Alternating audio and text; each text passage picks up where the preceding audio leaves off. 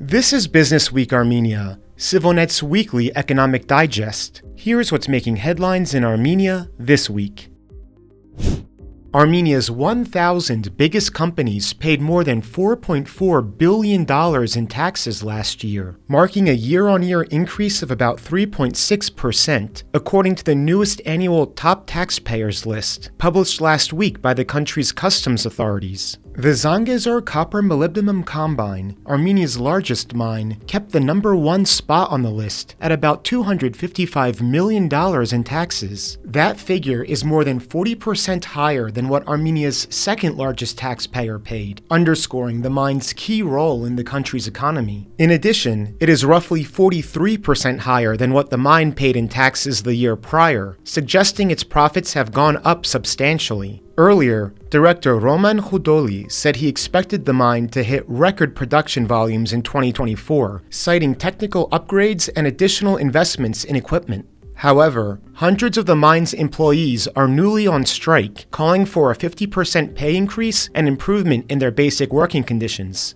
Work has stopped in several of the plant's production units, while the plant and trade union issued a joint statement calling the strike illegal and the workers' demands unrealistic. Meanwhile, Mobile Center, Armenia's largest electronics retailer, took the number 2 spot on the top taxpayers list at about $167 million in taxes, followed by Grand Tobacco, a domestic cigarette manufacturer, Gazprom Armenia, the local subsidiary of the Russian state energy giant, and Prettyway, a major consumer goods trader. CPS Energy, an Armenian fuel trader, Ameria Bank, a leading local lender, and Wildberries, Russia's version of Amazon, together with cigarette sellers International Masis Tabak and JTI, rounded out the top 10. Observers say the new top taxpayers list highlights how Armenia's vibrant re-export business with Russia, which grew substantially after the United States and European Union imposed crippling sanctions on Russia in response to its full-scale invasion of Ukraine in 2022, is continuing to reorder regional economies. Historically, firms involved in mining, energy, and tobacco production dominated nearly all the top slots on Armenia's top taxpayers list, but recent years have seen a surge in the number of consumer goods companies and banks included as well. That reflects those sectors' increased profits as international trade with Russia is increasingly rerouted through nearby countries, including Armenia.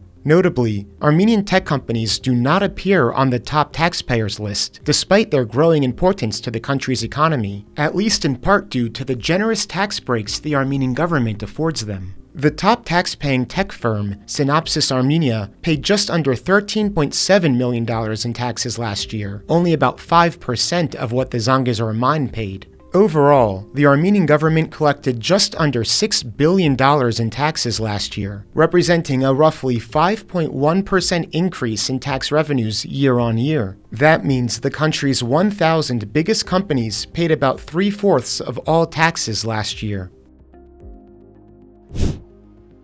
Fitch, one of the big 3 global ratings agencies, has affirmed Armenia's BB- sovereign credit rating with a stable outlook, referencing the country's per capita income and governance indicators that are in line with peers, stable growth prospects, and a robust macroeconomic policy framework.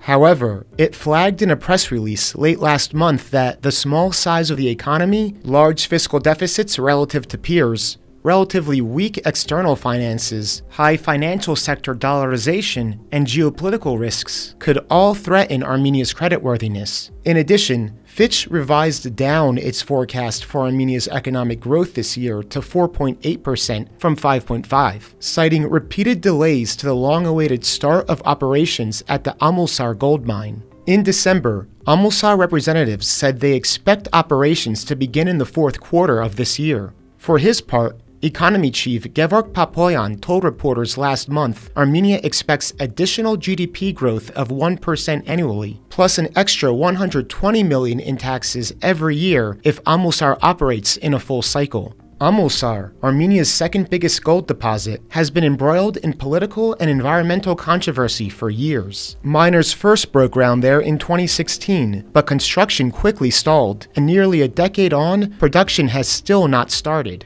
Looking ahead, Fitch warned a rapid increase in Armenia's debt-to-GDP ratio or a sustained decline in Armenia's international reserves or current account deficits could all lead to a credit downgrade in the future. Conversely, action on Armenia's debt, like a decrease in the debt-to-GDP ratio or a reduction of the proportion of debt held in foreign exchange, could lead to a positive rating action. Fitch last affirmed Armenia's BB- rating in July 2024. That rating is considered speculative grade, also commonly known as junk, and indicates an elevated vulnerability to default risk. The agency rates the creditworthiness of both Azerbaijan and Georgia more highly. Credit rating agencies like Fitch evaluate a country's ability to pay back debt and its likelihood of defaulting. And as always, please follow CivilNet for the latest news and independent reporting from our contributors on the ground here in Armenia.